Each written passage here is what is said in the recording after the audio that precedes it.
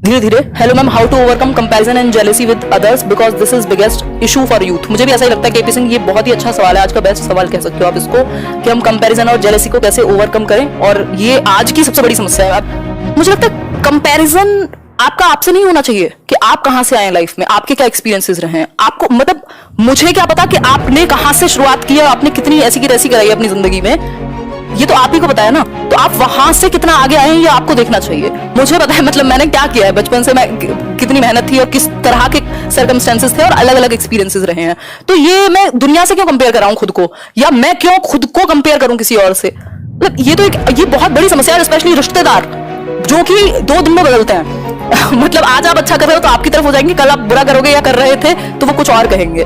तो लोग चेंज होते रहते हैं, कोई कुछ भी पक्का है ही नहीं। तो कंपैरिजन करना है तो खुद की लर्निंग और खुद की अंडरस्टैंडिंग को बढ़ाने पे खुद से ही करना चाहिए कि यार देखो जब मैं कितना बेवकूफ था, अभी मेरी समझ कितनी बेहतर हो रही है। हंसो अपने ऊपर ही 4 चीजें देख करके कि पहले से बेहतर हुआ हूं। तो खुद से करो ना, खुद की टाइमलाइन में खुद की एक टाइमलाइन बनाओ ना कि 2004 था जब मुझे लगता था कि ये चीज बहुत बड़ी चीज होती है या कुछ भी इस तरीके का, या मुझे इस चीज से भी हर्ट हुआ था, मैंने यहाँ ऐसी पब्लिक स्पीकिंग में अपनी बेइज्जती करा ली थी। तो ये एक चीज हुई। अब आप 2016 में आए हो तो आप देखो ना यहाँ से यहाँ तक कितना इंप्रूवमेंट आप में आया, आपने कितनी मेहनत की, आपके वो जो साल थे, मुझे पता है मेरे 2021 का एक महीना ऑलमोस्ट प्लान है, इतनी सारी चीजें हैं। तो मैं क्यों सोचूं कि फलाना क्या कर रहा होगा, या अभी कोई मेरा एक दोस्त क्या कर रहा होगा, उसके कितने सब्सक्राइबर हो गए, या उसने क्या कर लिया, 10 मिलियन हो जाए 50 मिलियन हो जाए, हाउ डज इट मैटर। मुझे पता है मेरा प्लान ये है, मुझे लाइफ में ये चाहिए।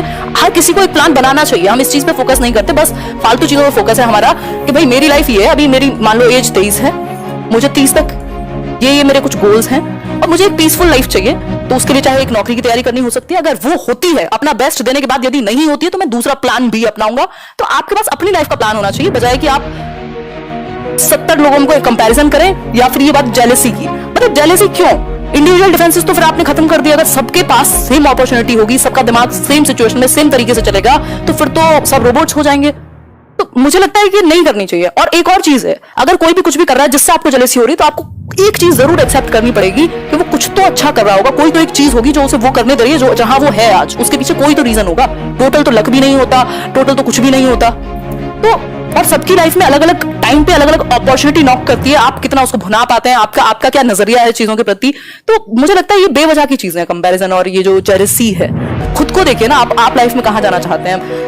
60-70 साल में खत्म हो जानी है जिंदगी, वो भी मैं बहुत ज्यादा बढ़ा चढ़ा के बता रही हूँ। उसमें भी फिर आप ऐसी जिंदगी जिए जो जिसमें आप कंपैरिजन ही करते रह गए। ऐसे ये तो आपकी चॉइस है ना। अगर आप उन्हीं लोगों में जाके बैठोगे जहां कंपैरिजन ही होते रहते हैं, तो फिर तो दुखी तो रहोगे। तो आपको देखना है आपका ग्रुप कौन सा होना चाहिए, वो 5 लोग कौन होने चाहिए जिनसे आप प्रभावित हो और आपसे जो प्रभावित हो। खैर ये इसका कोई अंतिम आंसर नहीं है, बट मुझे लगता है कि आपको डिसाइड करना चाहिए आपको अपनी लाइफ में क्या चाहिए और क्या आप हमेशा बेस्ट करते रह सकते हो, जो आपको मीनिंग